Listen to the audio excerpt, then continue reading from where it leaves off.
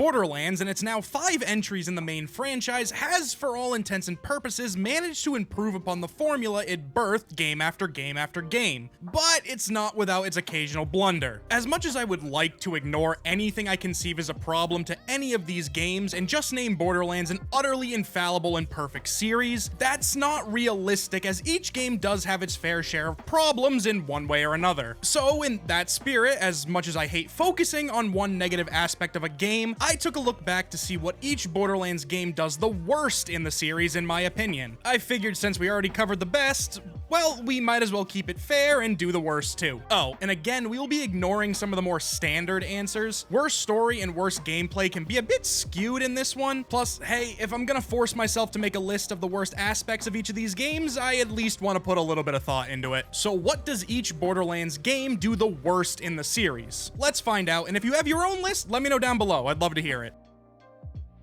So when it comes to the worst aspect of Borderlands 1, this was a rather hard choice. Sure, I could make it easy and say something like the skill trees or the late game farming, but those factors inside of their own isolated game aren't really all that bad. The skill trees are basic, sure, but for how the original Borderlands plays, they managed to do a lot even with their limitations. So what does the original Borderlands do the worst in the series? Honestly, I think it's gotta be the travel time. Borderlands really leans into that Badlands Warrior aesthetic, and it works so well in so many places, but on subsequent playthroughs, yeah, I can't really deny that there are massive portions of all of the major maps that you will need a car at all times. And look, I get it, the original Borderlands is based around that barren aesthetic, a struggling Pandora and desperation and violence around every corner. But after a while, there are these long stretches of just nothingness where you're literally left to just drive around, and it feels a bit mundane.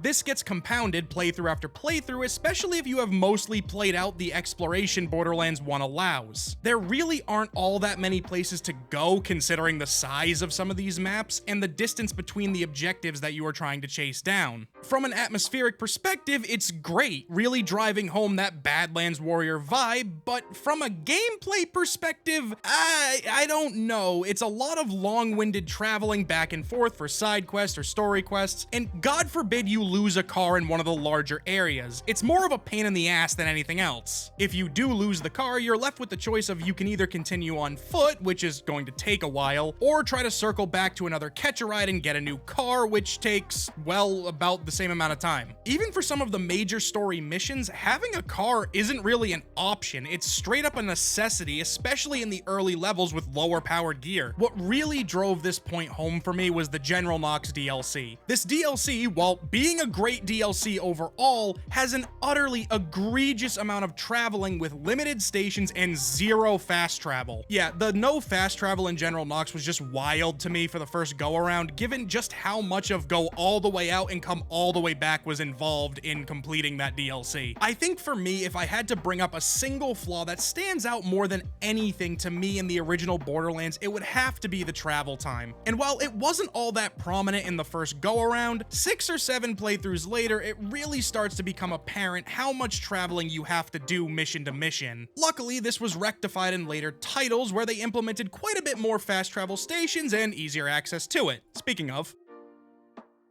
as much as I would like to forever put Borderlands 2 on a pedestal and declare to the world that it is a truly perfect game with even the slightest thing resembling a flaw, it would be a rather large lie. So what does Borderlands 2 do the worst in the series? It just has to be the scaling. And while this does heavily come into play with the glitched raid boss health bars at OP 9 and 10, where the scaling is just straight up broken, the core problem with the scaling can start as early as TVHM. In Borderlands 2 and its 3 playthroughs to reach the endgame, slag goes from being just a nice addition to the kit in normal mode to an outright necessity by the time you are walking into ultimate Vault Hunter mode. In fact, it's so much of a necessity that I struggle to find a build for any Vault Hunter who doesn't run slag in at least some iteration. And while I personally have my issues with slag, I don't think it itself is the problem. It seems to be a symptom of the problem, and that at its core is the scaling of the game. There is a noticeable spike towards the second half of True Vault Hunter mode, where not using slag starts to become less and less of a viable option. Enemies are significantly tougher with larger health pools, and unless you are really keeping up with farming and always holding on level gear, it's going to be a lot slower and harder to clear out an area. And it doesn't necessarily feel like a gradual build. I would say right around the bunker on TVHM, the game kinda makes it clear that you are going to need slag in at least some form.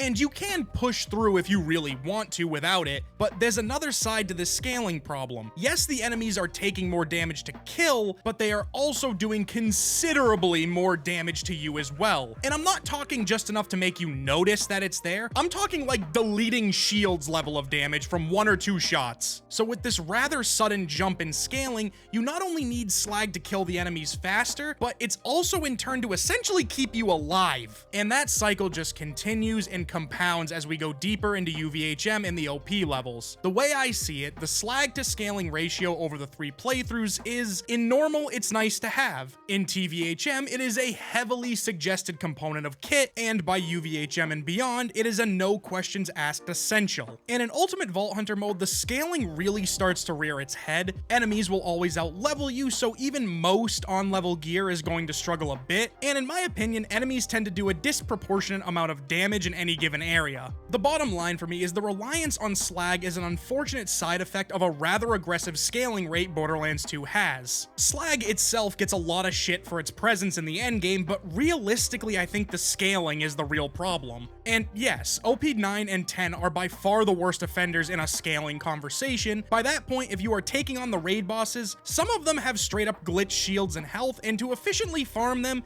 you essentially need to rely on glitches or interactions that I'm still unclear on if they were intentional or just another bug. Personally, I still love Borderlands 2, so the scaling problem kinda gets a pass from me a lot of the time, because there are so many other things I adore about the game. But even with that being said, I'm still well aware that it's there.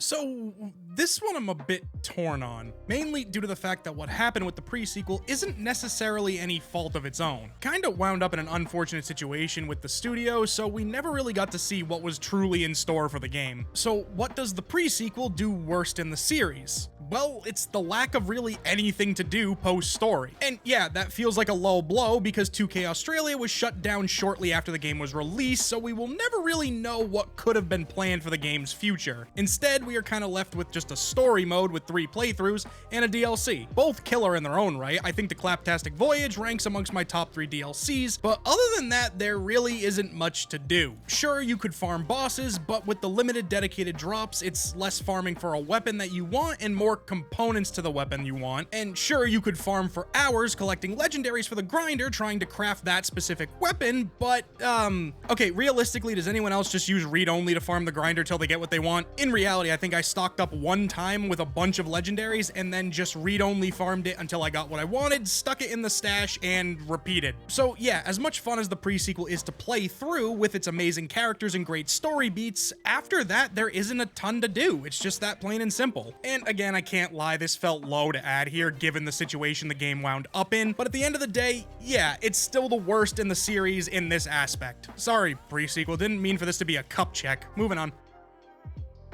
If Borderlands 3 does one thing the worst in the series, there is no doubt in my mind that BL3 has the worst pacing out of all of the games. Yes, this is technically a story problem, but, and this comment is gonna go over great, I'm sure, the core story of Borderlands 3 isn't bad. Don't get me wrong, it's not great, but it's not this abomination some people make it out to be. Troy and Tyreen had some interesting traits to them. A little eccentric, sure, but had they kept with the later plot point of them being more at odds once Troy got his siren powers and had no more real need for Tyreen, that could have made for a cool ending story for the second half. But my fucking god, does the pacing of Borderlands 3 just take any good qualities it could have had and throw them out the damn window? The game feels less like a story with a beginning, climax, and conclusion, and more a bunch of ideas they refuse to leave on the cutting room floor all shoved together to resemble something like a story. And because of this rapidly shifting story story beats of,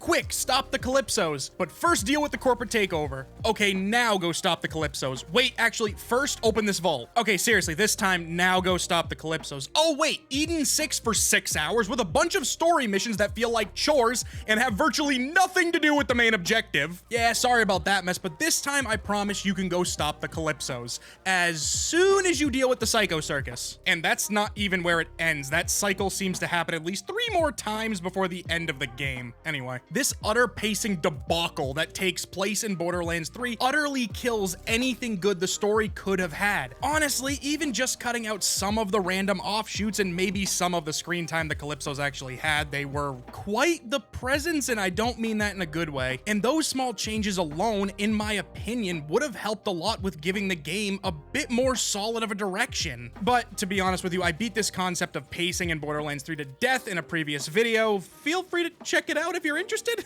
It's called a shameless plug. But yeah, this whole revving engines at a red light approach to pacing the story of Borderlands 3 was just a wildly confusing decision from the creators of the game, and for me, it is by far the worst paced story in the entire series. And yes, I'm including New Tales in that statement, and that game was a freaking mess.